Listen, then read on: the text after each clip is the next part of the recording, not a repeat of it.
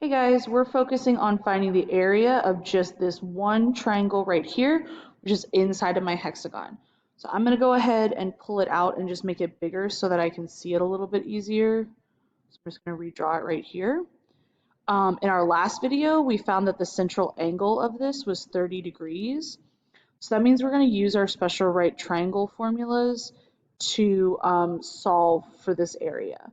So area of a triangle is 1/2 my base times my height.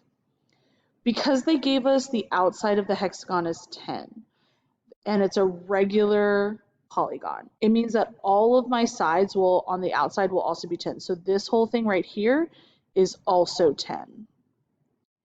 And my apothem, which is the height, cuts that perfectly in half. So half of 10 will be 5, which in this case is the base of my triangle that I'm looking for.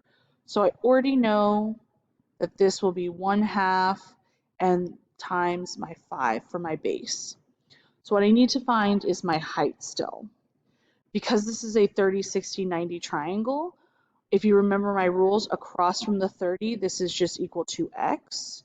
And across from my 60, the rule for that is x square root of 3. So if my x is 5, I'm just going to have this be equal to 5 square root of 3. And so that is my whole height. So my height will be 5 square root of 3. All right.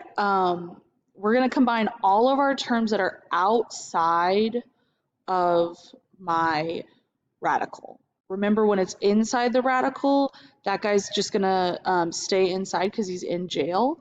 So we're gonna just have that square root of 3 with us.